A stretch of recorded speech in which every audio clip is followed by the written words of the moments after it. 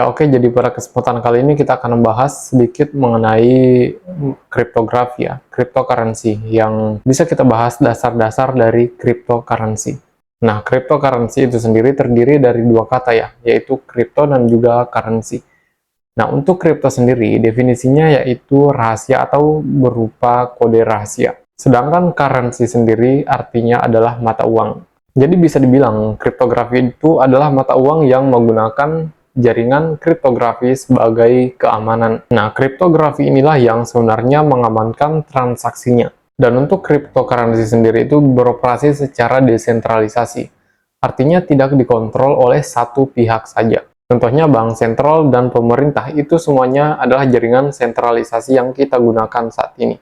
Nah, desentralisasi ini hadir untuk menggabungkan semua data yang sama di semua komputer yang ada di seluruh dunia, atau biasa kita sebut peer-to-peer. Ini artinya kalian bisa bertransaksi nilai antara satu orang dengan orang yang lainnya tanpa pihak ketiga. Nah, konsep ini pertama kali dilahirkan pada tahun 2009 oleh Bitcoin, di mana nama penciptanya yaitu nama samaran Satoshi Nakamoto. Intinya, pada awalnya Bitcoin ini diciptakan untuk sebagai mata uang yang adil, transaksinya transparan, dan tidak dapat diubah oleh siapapun. Berbeda dengan uang fiat yang kita gunakan sekarang, karena di mana uang fiat itu dijamin nilainya oleh pemerintah, yang dimana dia menerbitkan uang ya seperti US dollar misalnya. Oke, setelah kalian memahami cara kerja desentralisasi ini, kita masuk ke pembahasan selanjutnya mengenai blockchain. Jadi bayangkan blockchain itu seperti buku besar digital yang transaksinya dicatat dari awal sampai sekarang. Jadi buku ini bukan hanya ada di satu tempat ya, bahkan ribuan atau sampai jutaan di seluruh komputer yang ada di seluruh dunia. Hal ini disebut blockchain karena setiap transaksi dikumpulkan dan dicatat, dan dibungkus menjadi satu kotak data yang disebut blok. Nah, setelah blok itu penuh dan tervalidasi, blok itu akan disambungkan dengan blok sebelumnya yang membentuk chain-nya atau rantai, makanya disebut blockchain. Nah, untuk setiap blok itu ada kode unik yang disebut dengan hash. Hash itu seperti sidik jari digital ya yang dikumpulkan dari semua blok tersebut. Nah, inilah yang membuat blockchain atau Bitcoin itu sendiri sangat aman. Karena di setiap ada orang yang ingin curang mengubah data di suatu blok, mereka harus mengubah hash-nya itu. Dan karena hash yang baru tidak sesuai dengan blok setelahnya, maka sistem akan langsung mendeteksi kecurangan dan menolaknya. Jadi ada dua mekanisme utama ya, yaitu proof of work atau ini yang dipakai Bitcoin. Di sini komputer akan berlomba-lomba untuk memecahkan teka-teki matematika yang sangat sulit. Nah, proses inilah yang sering kita sebut dan sering kita dengar sebagai penambangan Bitcoin. Dan di mana penambang yang berhasil akan mendapatkan hadiah berupa Bitcoin itu sendiri. Nah, yang kedua yaitu proof of stake. Ini yang lebih baru ya, yang lebih hemat energi juga. Di mana validasi dilakukan oleh mereka yang punya stake koin mereka. Jadi keunggulan dari teknologi ini jelas ya, ini transparan, bisa dilihat oleh semua orang. Dan seperti sebelumnya, data yang sudah masuk ke rantai tidak bisa diubah atau diacak-acak lagi. Dan karena sistem blockchain ini sangat fleksibel, ini bukan hanya dikembangkan oleh Bitcoin itu sendiri, tapi juga untuk koin-koin yang lain yang memiliki fungsi yang beragam. Jadi sebagai informasi, semua koin selain Bitcoin itu disebut sebagai altcoin atau alternative coin. Dan yang paling terkenal setelah Bitcoin yaitu ETH ya, atau Ethereum. Dia itu unik ya, karena ini itu platform yang memungkinkan adanya smart contract. Kontrak pintar ini adalah kode yang dijalankan oleh blockchain. Jadi perjanjian itu bisa dieksekusi tanpa pengacara atau notaris ketika kondisi-kondisinya itu terpenuhi.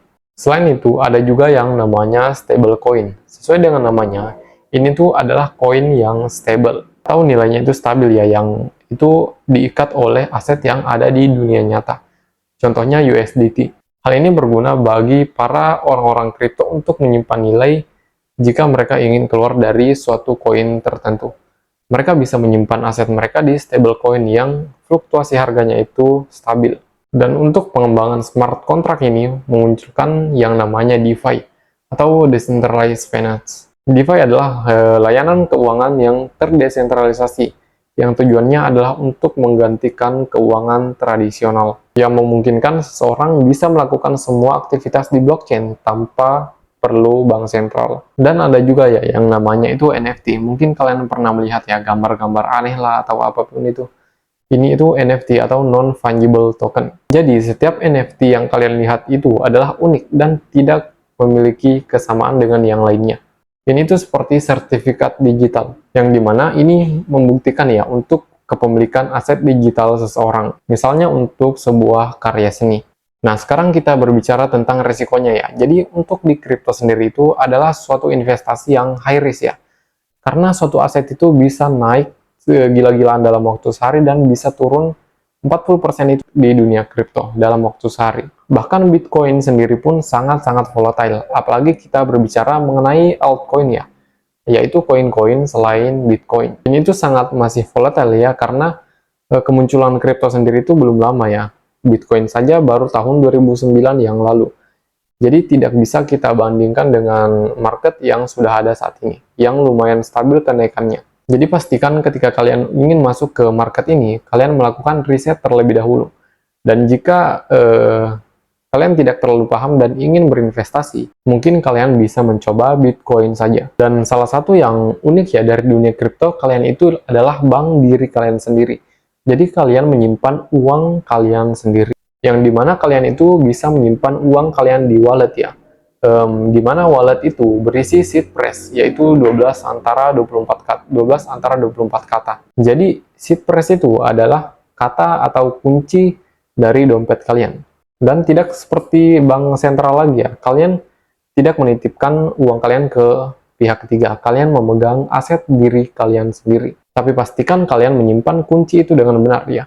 Karena ibarat brankas sendiri, ketika kalian melupakan kodenya, ya, kalian tidak bisa mengambil uang kalian atau aset kalian di dalamnya. Tapi untuk berangkas, mungkin bisa inilah ya, dibobol atau dibuka secara paksa.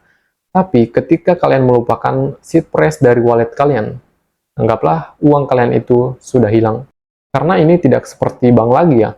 Mungkin ketika kalian melupakan PIN atau PIN ATM misalnya, kalian bisa ke bank apalah misalnya. Kalian bisa meminta untuk membuat kembali PIN ATM baru. Tapi di dunia kripto, ketika kalian melupakannya, maka uang kalian akan hilang. Jadi pastikan kalian menyimpannya dengan baik-baik dan jangan simpan di note misalnya atau di foto seed phrase kalian. Kalian harus menyimpannya di fisik ya, seperti di kertas begitu. Oke, mungkin segitu dulu untuk pembahasan mengenai dasar kripto ini. Mungkin kita bisa bahas singkat saja seperti ini untuk kali ini. Mungkin kita akan membahas lebih lanjut mengenai kripto di video selanjutnya, dan sampai jumpa di kesempatan selanjutnya.